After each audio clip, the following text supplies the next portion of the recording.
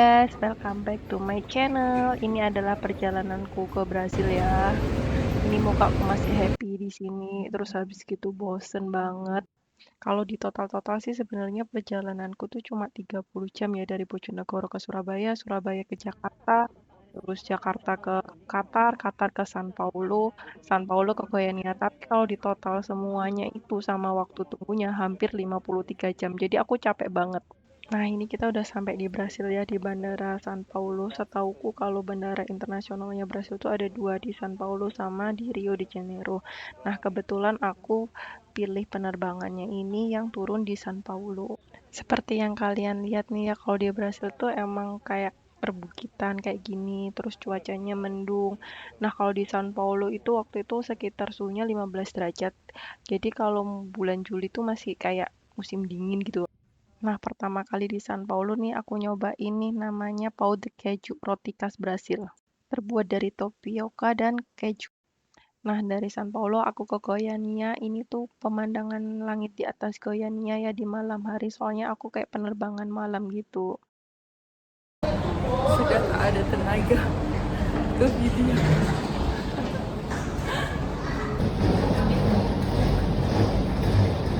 Aku ada kultur shock nih pertama kali waktu aku datang ke Brasil. Ada 3 nih biar aku tunjukin ke kalian ya.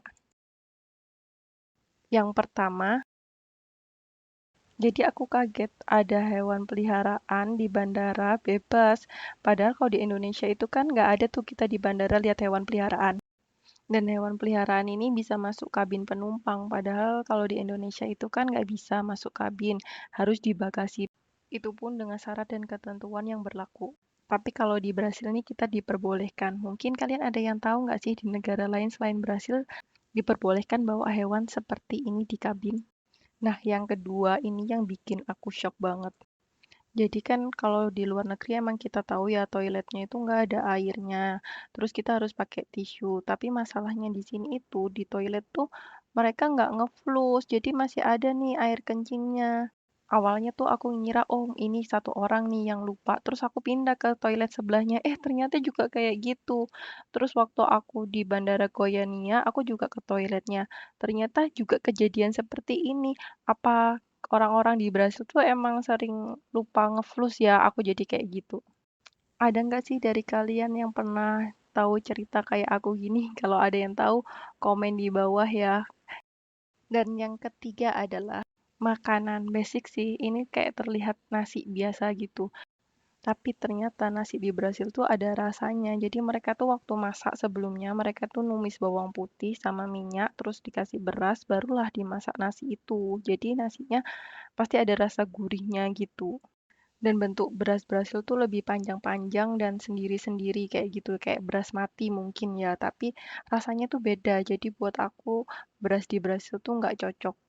Selain itu di Brasil tuh orang-orang suka makan feijong sama nasi. Nah, feijong itu dari kacang-kacangan kayak gitu dimasak dengan bumbu khas Brasil. Jujur aku nggak tahu rasanya karena dari penampakannya aja aku udah nggak mau nyobain. Kan aku nggak begitu suka kacang-kacangan, jadi aku skip lah untuk yang ini. Nah, ini tuh penampakan beras Brasil aku masak buat nasi goreng. Tapi rasanya juga nggak enak. Nah, teman-teman, itulah 3 hal yang bikin aku shock pertama kali di Brasil. Aku sampai saat ini masih proses adaptasi di Brasil. Mungkin setiap orang tuh berbeda-beda. Jadi tuh emang ini tuh versinya aku.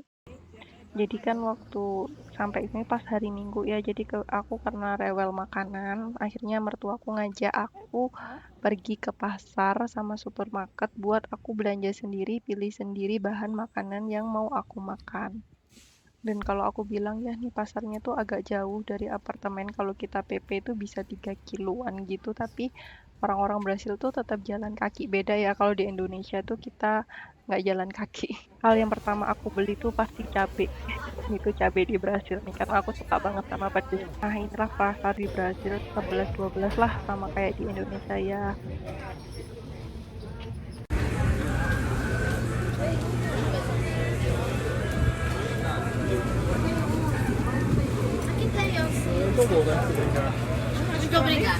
Pulang dari pasar tuh kita masih mampir ke supermarket. Nah, ini tuh supermarket di Brasil. Ini aku sama mertua aku sama suami aku belanjanya.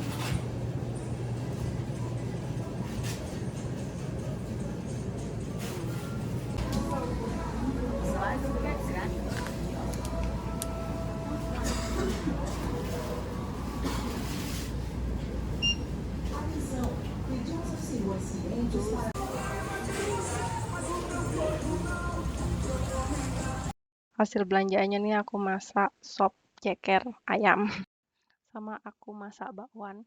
Nah, aku waktu masak ini suamiku suka banget. Inilah suasana kota di Goiânia ya, seperti ini. Aku kan naik Uber nih kalau di sini. Jadi kalau di sini tuh aku nggak ngerti ya kenapa Uber di sini tuh sukanya buka jendela kaca ini. Jadi kayak nggak di Indonesia tuh loh, kalau kita pakai AC. Kalau di sini tuh kacanya selalu dibuka. Goiânia itu semacam kayak ibu kota provinsi gitu dari provinsi Goiás. Jadi alhamdulillah sih walaupun nggak seperti San Paulo di sini tuh masih ada lah kayak supermarket Asia, tempat mall, transportasi juga mudah. Oh ya orang Brasil tuh suka banget dengerin musik. Kadang tuh aku juga pernah denger ya musik dari mobilnya tuh keras banget. Jadi kalian jangan kaget kalau ada yang suara musik keras-keras di Brasil.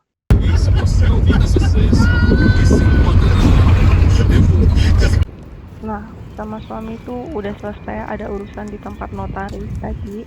Jadi ini kita mau ke supermarket. Jaraknya tuh sekitar 1,3 kilo gitu, tapi suami ngajakin jalan. Ya udah, aku jalan aja sih sambil hitung-hitung olahraga dan menikmatin gimana kota Brasil itu. Nah, ini tuh di sekitar taman di stasiun Goiânia. Jadi tuh aku nggak ngerti ya kenapa tamannya itu jadi kayak nggak terurus sih kalau menurutku beda banget sama di Indonesia. Kalau di Indonesia itu kan taman kayak gini tuh banyak tanamannya dan keurus kayak gitu jadi bisa dijadiin tempat wisata gitu. Tapi kalau di sini tamannya ya rata-rata kayak gini. Padahal itu salah satu tempat bersejarah di Goiânia. Jadi peninggalan stasiun kereta api lama gitu di sini. Jujur aku merasa Indonesia lebih baik untuk penataannya.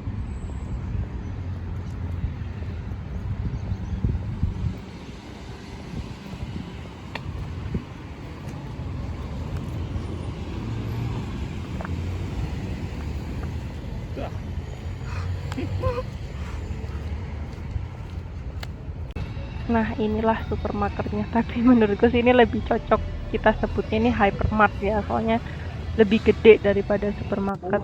Semoga di sini lengkap. Nah, kalau di sini nih kayak gini nih, minuman alkohol nih kayak gini gampang banget lah ya di sini.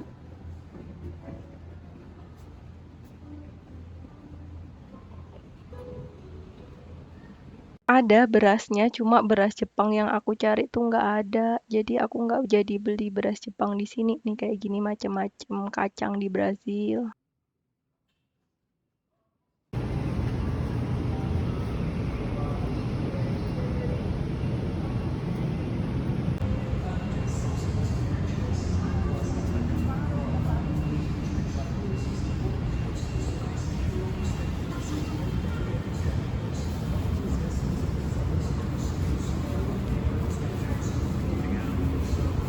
Nah, setelah dari sini aku mampir ke Araguay Shopping, itu pas banget di seberangnya si hypermart itu tadi. Di sini aku nyobain acai kayak buah khas Brasil gitu dibuat es krim. Makasih teman-teman udah melihat videoku hari ini. Sampai jumpa di cerita selanjutnya. See you.